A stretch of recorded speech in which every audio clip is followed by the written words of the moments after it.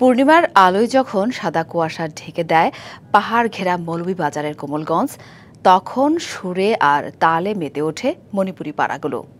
শতবর্ষের ঐতিহ্য আর কৃষ্ণভক্তির আবেশে চারপাশে বাজে মৃদঙ্গের তান, ছন্দে ছন্দে মূর্ত হয় রাধা কৃষ্ণের লীলা। বৃহত্তর সিলেটের মণিপুরী সম্প্রদায়ের সবচেয়ে বড় ধর্মীয় ও সাংস্কৃতিক আয়োজন মহারাস উৎসবকে ঘিরে এখন উৎসব মুখর সময় কাটাচ্ছেন মণিপুরীরা।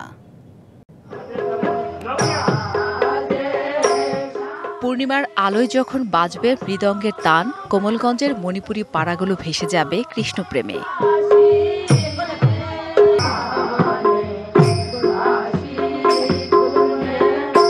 অপেক্ষা আর মাত্র কয়েকদিনের। মণিপুরী সম্প্রদায়ের সবচেয়ে বড় ধর্মীয় ও ঐতিহ্যবাহী আয়োজন মহারাস উৎসবকে ঘিরে চলছে দিন রাতের প্রস্তুতি।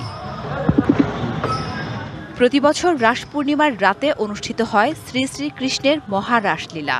এবারও মৌলভীবাজারের কোমলগঞ্জের মাধবপুরের জোড়া মণ্ডপে বিষ্ণুপ্রিয়া মণিপুরী সম্প্রদায়ের ১৮৩তম এবং আদমপুর মণিপুরী কালচারাল কমপ্লেক্স প্রাঙ্গণে মৈতৈ সম্প্রদায়ের ৪০তম মহারাস উৎসব। রাস নৃত্যের প্রতিটি ধাপ, হাতের ভঙ্গি আর মুখের অভিব্যক্তি সবই নিখুঁতভাবে অনুশীলন করছে তরুণ তরুণীরা। ইচ্ছা ছিল যে আমি মহারাসলীলায় বৃন্দারূপে অংশগ্রহণ করব, এখন সেই ইচ্ছা পূরণ হয়েছে। শিয়া বাটার ও ভিটামিনে সমৃদ্ধ লিলি বিউটি সোপ, তারুণ্যময় উজ্জ্বল ত্বকের জন্য।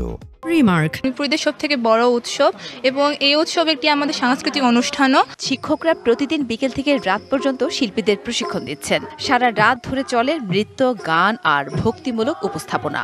ছাত্রছাত্রীদেরকে আমি ট্রেনিং দিয়ে থাকি যাতে সূক্ষ্মভাবে এদের নৃত্য মণিপুরী রাসলীলাতে এটা উচ্চাঙ্গ নৃত্যের মধ্যে পড়ে। এই রাসলীলা একটু স্পেশাল। আমরা মানতের রাসলীলা যেটা হয় এটা ছাড়া এটা হচ্ছে আন্তর্জাতিকভাবে স্বীকৃত। ধর্মীয় ভাব, ঐতিহ্য ও সংস্কৃতির মেলবন্ধনে মহারাস শুধু মণিপুরীদের নয়, এটি হয়ে উঠেছে মিলন মেলা, সম্প্রীতির প্রতীক। এখানে প্রায় ২ লক্ষাধিক লোক সমাগম হয়। সর্ব সম্প্রদায়ের লোকজন উপস্থিত থেকে এই অনুষ্ঠানকে অর্পূর্ণ করে। উৎসবকে ঘিরে প্রশাসনের পক্ষ থেকেও নেওয়া হয়েছে বিশেষ ব্যবস্থা।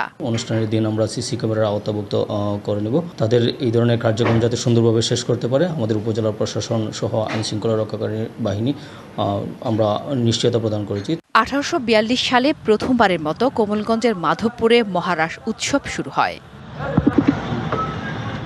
DBC news desk.